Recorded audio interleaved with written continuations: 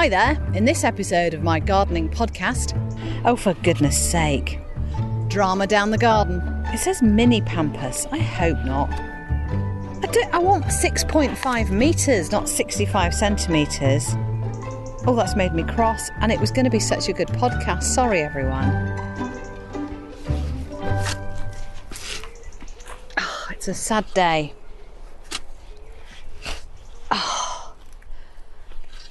I've done something very wrong. Oh, I've killed Daphne.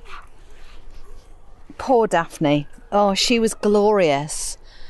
There she was in the front bed, just doing her thing, growing, flowering, and I moved her.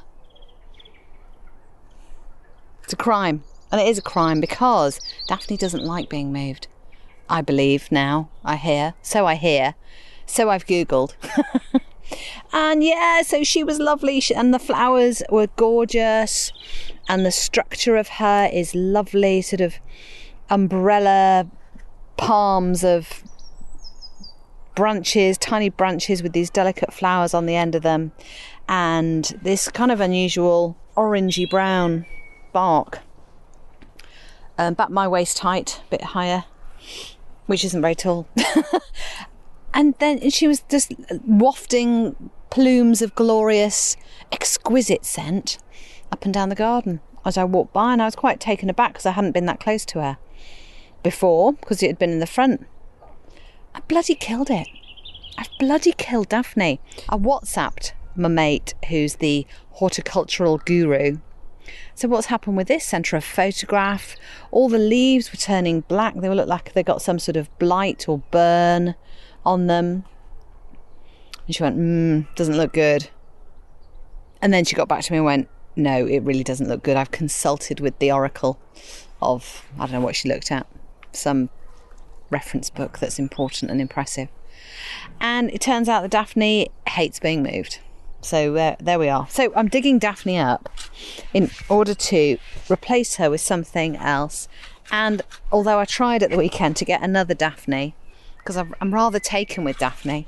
It's the name of my auntie as well. And Auntie Daphne actually bought me this plant, which I'm not going to mention. I inquired as to whether they had any in the nurseries, and they don't. They've sold out. Popular. And now I know a lot more about Daphne than I ever thought I would. And I'll have to wait till the autumn to get one. I've just pulled the root ball up, which was rather healthy when I put it in. It's now a small collection of lumpy twigs in soil. Leave it, Joey. Honestly, he's such a bugger. Anything sticky he just wants to have a go at. I'm going to bob this over here next to the wheelbarrow where I've got my new thing. Now, don't laugh. Can you tell what it is yet? Pampas grass.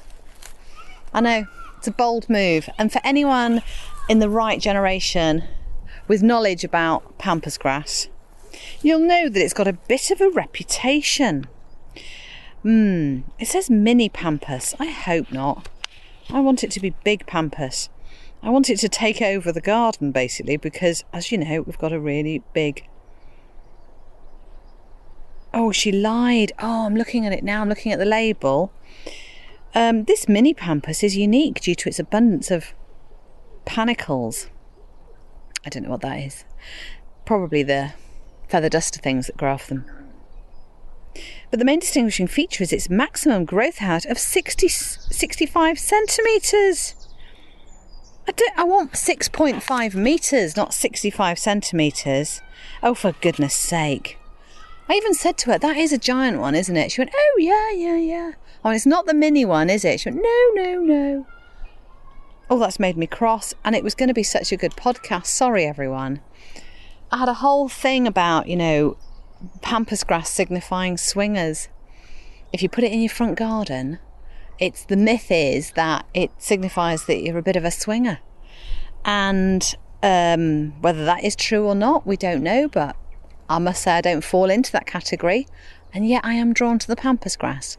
So I'm going to take it back, and I'm going to confront the lady there. You lied to me about the size of your pampas. I'm disappointed. She does seem a bit away with the fairies, I have to say. I mean, also what I'd mention about it is her customer service and selling wasn't that great. Now, I don't know anything about plants, as you know, but you'd think, wouldn't you, you'd put a bit of effort in when a customer says to you, oh, is that giant pampas? And then you lie and go, yeah, it is. Whether you lied with intent or not, it's probably unlikely. Yeah, no, that's really big, that one. And I went, oh, that's good, because we've got a really big garden. We need to have some really jumbo plants in it. And she just looked at me and went, right, great, okay then, and walked away. Now, had that been me, I would have gone, really? Oh, that sounds amazing. I tell you what else would work really nicely with it, and then lead the customer over to like the other jumbo ideas and have some ideas for them. And I would, you know what, I was up for it. I was right up for buying big, impressive plants and taking on new ideas. I'd love some. She could have taken me over to anything, gone, oh, you need a bit of this. I've gone, oh, yeah, that would look great. And she'd go, yeah, it looked great. And then I would have spent another 19 quid, 20 quid, 100 quid, you know, on stuff that I thought, oh, yeah, that's great. But she didn't. So what's the moral of my tale? No idea. Look at the label, even though you've been told something, I suppose. So I've got a hole, as it were, and my plan B is I'm going to put something colourful into it. I'm going to put this in it. Azalea Jasmine, I think that's called. So look. Oh no, Azalea japonica. We love a japonica just for the name, don't we? Jocasta japonica. And I think that's going to need some watering, so good. Okay. And it's a really vibrant cerise pink. Doesn't smell. It's not quite a daphne, is it? Let's see how tall it grows. Oh, 80 centimetres. I'm sorry, but that flies in the face of that mini pampas, doesn't it? Good for you, Azalea japonica. Come on over to Daphne's exit point. Now that's behind it is phlox, and that is growing really tall. So in front of it, we could manage an 80 centimetre plant over time. This is the thing, isn't it? You know, when you're, as one of our listeners put it a few weeks ago, designing with a spade, you can't always anticipate what's going to happen that summer, that season. But I think that's good enough, actually. I'm happy with that. What I'm going to do is water the hole first. It's down that, isn't it? Let's face it. Okay.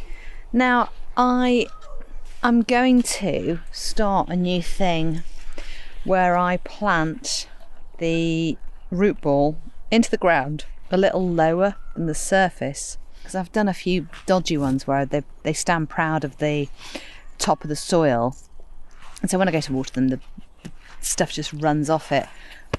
Let's get that out. Oh yeah, that's a bit of a tight one, isn't it? Bit of a tight root ball, bit compacted. Never mind. And they've got some kind of weeds in the topsoil already of this plant. Right, okay, in you go. Lovely. Get a bit of a sack of manure compost and tuck Azalea in with it, and then give her a really good drink. I don't know, I'm calling it a her. I really hate it when we call inanimate objects female. In English anyway. I mean, in other languages things do have a masculine and a feminine, don't they? But when people call cars and ships her, she handles really beautifully.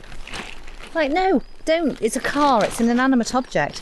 If anything, it's probably more male than it is female, because cars just tend to be, don't they? A little bit masculine. So I'm going to write in about that. I don't know where I'm going to write in. Do you know what, as well, listener, I'm surprised more listeners haven't written into me, to be honest, to tell me that I'm doing stuff wrong. I used to work on a radio programme that used to have loads of listeners writing in all the time to the BBC, telling us exactly where we'd gone wrong and how could we let this happen. blah, blah, blah. Why, oh, why? And they were written by hand, posted in. I remember one time we received a letter from someone in a prison who had done our cut out letters from the newspaper and sent it to the presenter. It was very alarming. Anyway, I'm not suggesting you do that to me, if that's okay. Thanks anyway. And do you know what? I don't really care if I'm getting it wrong. It might just make you feel a little superior. So enjoy it. Enjoy my mistakes. You can have them. Right then, we've covered quite a lot of ground, haven't we? In the time it's taken me to pack in Azalea japonica. Oh, it is a girl's name, isn't it? Let's face it. So, Azalea japonica. Enjoy. I hope that you last a little longer than our dear Daphne did. And hopefully I'll be able to nip to another garden centre at some point and get another Daphne before the actual real Auntie Daphne comes round for a cup of tea in the garden. Oops, never mind. You live and learn, don't you, people? You live and learn.